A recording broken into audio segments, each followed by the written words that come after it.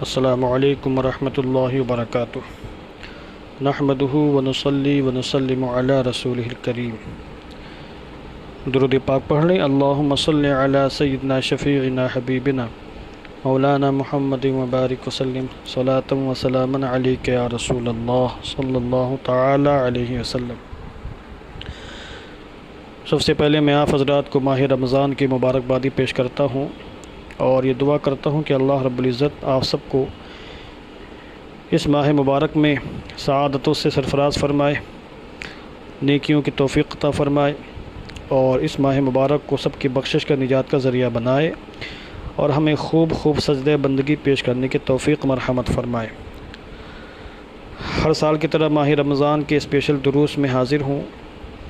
لوگوں کی فرمائش ہے کہ عقائد کے حوالے سے اس سال دروس پیش کیے جائیں، کیونکہ عقائد میں بڑی گڑبڑیاں پیدا ہو رہی ہیں اور بڑا ایمان میں عزم حلال پیدا ہو رہا ہے۔ لوگوں کی فرمائش کو مد نظر رکھتے ہوئے میں اس ماہ رمضان میں درس عقائد کے نام سے روزانہ بعد نماز ظہر 10 منٹ سے لے کر 15 منٹ تک کے لیے دروس کا سلسلہ شروع کرنے جا رہا ہوں اور آپ حضرات سے گزارش ہے کہ پابندی کے ساتھ درس میں شریک ہونے کی کوشش کریں۔ دیکھیں، دین اسلام 4 چیزوں کے مجموعے کا نام ہے۔ نمبر 1 عقائد و نظریات، نمبر 2 اعمال، نمبر 3 اخلاق اور نمبر 4 معاملات۔ عقائد سے مراد وہ چیزیں ہیں مومن ہونے کے لیے دل سے جن کی تصدیق ضروری ہے، دل سے جن کو ماننا تسلیم کرنا ضروری ہے، جنہیں ہم ضروریات دین سے بھی تعبیر کرتے ہیں۔ اس کے بعد اعمال کا نمبر آتا ہے، نماز پڑھنا، زکوٰۃ دینا، حج کرنا، ماں باپ کے ساتھ حسن سلوک کرنا وغیرہ وغیرہ۔ اعمال کے بعد اخلاق یعنی اسلامی کردار و کیریکٹر کا نمبر آتا ہے، زبان سے کسی کو گالی نہ دینا، چغلی نہ کرنا، غیبت نہ کرنا، دل میں بغض و حسد نہ رکھنا، تکبر غرور وغیرہ نہ کرنا، تبسم ریزی سے پیش آنا وغیرہ وغیرہ۔ ان کو اسلامی اخلاق سے، اسلامی کیریکٹر سے تعبیر کیا جاتا ہے۔ اس کے بعد بہت سے امور وہ ہیں جن کا تعلق نکاح سے ہے، عقیقہ سے ہے اور طلاق سے ہے، خلا سے ہے، لین دین سے ہے، ناپ تول سے ہے، امانت وغیرہ سے ہے۔ ان کو معاملات کہا جاتا ہے۔ کسی شخص کے جب یہ تینوں کام بالکل درست اور سیدھے ہوتے ہیں، یعنی عقائد بھی اس کے بہتر ہوتے ہیں، اعمال اس کے عمدہ ہوتے ہیں، اخلاق اس کا بہتر ہوتا ہے اور معاملات بھی شریعت کے مطابق ہوتے ہیں، تو ایسا انسان مومن کامل ہوتا ہے اور ان میں جتنا کمال پیدا ہوتا ہے اتنا ہی اللہ رب العزت کا قرب حاصل ہوتا ہے۔ ان 4 چیزوں میں عقائد کو بنیادی حیثیت حاصل ہے۔ کسی کے عقیدے اگر گڑبڑ ہوں، عقیدے درست نہ ہوں، تو اعمال اور اخلاق اور معاملات چاہے جتنے ہی اچھے کیوں نہ ہوں، انسان مسلمان نہیں ہو سکتا۔ تو عقائد کی بنیاد، عقائد پر ایمان کی بنیاد ہے اور اس کے بعد اعمال اور اخلاق و معاملات کا نمبر آتا ہے۔ اگر عقیدے درست ہیں تو ایمان حاصل ہو جاتا ہے۔ اس کے بعد اعمال میں جتنی بہتری ہوگی، اخلاق جتنے عمدہ ہوں گے، شاندار ہوں گے، معاملات جتنے زبردست ہوں گے، شریعت کے مطابق ہوں گے، اسی اعتبار سے ایمان میں کمال پیدا ہوتا جائے گا۔ اگر اعمال ہی گڑبڑ ہوں تو یہ بات کی ساری چیزیں انسان کو مومن نہیں بنا سکتی۔ عقائد میں سب سے پہلے توحید کا نمبر آتا ہے۔ توحید کا معنی کیا ہے؟ توحید کے لوازمات کیا ہیں؟ شرک کیا ہے؟ کن کن چیزوں سے شرک لازم آتا ہے؟ ان باتوں کو سمجھنا انتہائی ضروری ہے۔ آج افسوس کی بات یہ ہے، المیہ یہ ہے کہ بہت سے مسلمان توحید کی بنیادی باتوں سے بھی واقف نہیں ہیں۔ وہ مسلمان ہیں، اسلامی گھرانے میں پیدا ہو گئے، مگر توحید ہے کیا؟ توحید کے تقاضے کیا ہیں؟ اللہ رب العزت کے ہم پر کیا کیا حقوق ہیں؟ ان تمام باتوں سے غافل ہیں اور نہ سمجھنے کی توفیق ملتی ہے۔ تو سب سے پہلے میں توحید کے حوالے سے بات کرنے جا رہا ہوں۔ توحید کا لغوی معنی کیا ہے؟ توحید کا شرعی معنی کیا ہے؟ اس کو بیان کریں گے۔ توحید کے درجات انشاءاللہ آج کے پہلے درس میں بیان کریں گے اور پھر بعد کے دروس میں اللہ رب العزت کی ذات اور صفات کے حوالے سے چند بنیادی باتیں بیان کرنے کی کوشش کروں گا۔ توحید کا لغوی معنی ہے ایک ماننا، اور شریعت میں توحید سے مراد یہ ہے کہ دل سے تصدیق کرنا اور زبان سے اس امر کو ماننا، تسلیم کر لینا، دل سے تسلیم کرنا اور زبان سے اقرار کرنا کہ ہماری اور تمام عالم کی پیدا کرنے والی ذات ایک ہی ہے، اور وہ ذات اللہ رب العزت ہے، اس کا کوئی شریک نہیں، نہ ذات میں اس کا کوئی شریک ہے، نہ حکومت میں ہے، نہ عبادت میں ہے۔ یہ ہے توحید کا بنیادی معنی۔ اس کو ایک ماننا اس طور پر کہ وہی کائنات کی خالق ہے، وہی ذات کائنات کی مالک ہے، کائنات کو عدم سے وجود میں لانے والی ہے، نہ ذات میں اس کا کوئی شریک ہے، نہ حکومت میں اس کا کوئی شریک ہے، نہ عبادت میں اس کا کوئی شریک ہے، اور نہ کسی بھی صفت میں اس کا کوئی شریک ہے۔ کائنات کا خالق و مالک ایک ہے، اس پر عقلی دلائل مضبوطی کے ساتھ قائم ہیں، اور اس لیے اہل عقل جن کے پاس واقعی عقل ہے وہ کائنات کے ایک رب ہونے کا انکار نہیں کر سکتے ہیں، اور وہ یہ سمجھتے ہیں کہ کائنات کا ایک رب ہے، ایک خالق و مالک ہے۔ جب بھی دنیا میں ہم کسی چیز کو دیکھتے ہیں، فوراً اس چیز کو دیکھنے کے بعد دیکھنے والے کا تصور اس شے کے صانع کی جانب ہوتا ہے۔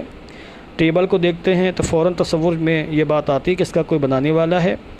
کسی مکان کو دیکھتے ہیں، فوراً یہ بات دماغ میں آتی ہے کہ اس کا کوئی بنانے والا ہے۔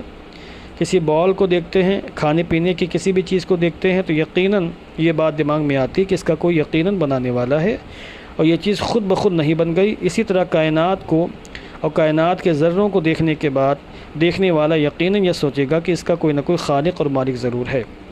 تو یہ بات بالکل عقلی مضبوط دلیلوں سے ثابت ہے کہ کائنات کا ایک خالق و مالک ہے، اور اسی خالق و مالک کو ہم اللہ کہتے ہیں، اسی کو ہم پروردگار کہتے ہیں، اسی کو رب العالمین کہتے ہیں۔ تو مجھے یہاں عقلی دلیلوں سے بات نہیں کرنی ہے، شرعی لحاظ سے چند باتیں میں عرض کر رہا ہوں۔ دیکھیں قرآن کریم میں اللہ رب العزت نے خود اپنی توحید کو بیان فرمایا ہے تاکہ اس کے بندے توحید کو سمجھ سکیں، توحید کے تقاضوں کو جان سکیں اور مومنانہ زندگی گزار سکیں۔ قرآن کریم سورہ بقرہ میں اللہ رب العزت نے آیت نمبر 163 پر ارشاد فرمایا ہے وَإِلَٰهُكُمْ إِلَٰهٌ وَاحِدٌ لَا إِلَٰهَ إِلَّا هُوَ الرَّحْمَٰنُ الرَّحِيمُ، یعنی تمہارا معبود ایک معبود ہے، اس کے سوا کوئی معبود نہیں مگر وہی بڑی رحمت والا مہربان۔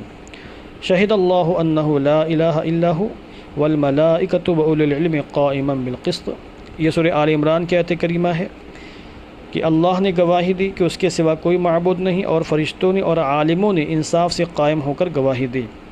اس طرح اگر میں آیت کریمہ ذکر کروں تو کثیر آیت کریمہ ہیں جو اللہ کی توحید کو بیان کر رہی ہیں، اس کی خالقیت کو، مالکیت کا اعلان کر رہی ہیں۔ تو خلاصہ کلام یہ ہے کہ توحید کا معنی یہ ہے کہ اللہ کو ایک جانا جائے، ایک مانا جائے، ذات میں، حکومت میں، عبادت میں، کسی بھی صفت میں کسی کو اللہ کے ساتھ شریک نہ ٹھہرایا جائے۔ اب توحید کے 4 درجات ہیں۔ پہلا درجہ تو یہ ہے کہ اللہ عز و جل کے سوا کسی کو واجب الوجود نہ ماننا، کسی کو واجب الوجود نہ سمجھنا۔ واجب الوجود کا معنی یہ ہے کہ وہ ہستی جس کا وجود واجب ہو، جس کا عدم محال ہو۔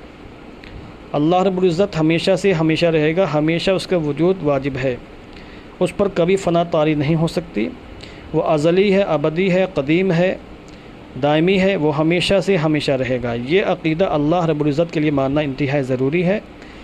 جو یہ عقیدہ کسی اور کے لیے ثابت مانے ایسا انسان مشرک ہے، دار اسلام سے باہر ہے۔ تو توحید کا پہلا رکن یہ ہے کہ اللہ واجب الوجود ہے، اس کے علاوہ کوئی اور واجب الوجود نہیں۔ اور توحید کا دوسرا رکن یہ ہے کہ اللہ کے علاوہ کوئی اور عبادت کے لائق نہیں، عبادت کا مستحق نہیں۔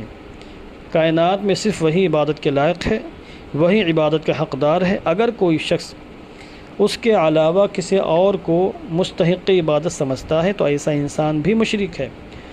جس طرح جو انسان کسی کو واجب الوجود مانے اللہ کے علاوہ وہ مشرک ہے، اسی طرح اللہ کو واجب الوجود ماننے کے ساتھ ساتھ کوئی شخص اگر کسی اور کو مستحق عبادت سمجھ رہا ہے تو ایسا انسان مشرک ہے، دار اسلام سے باہر ہے۔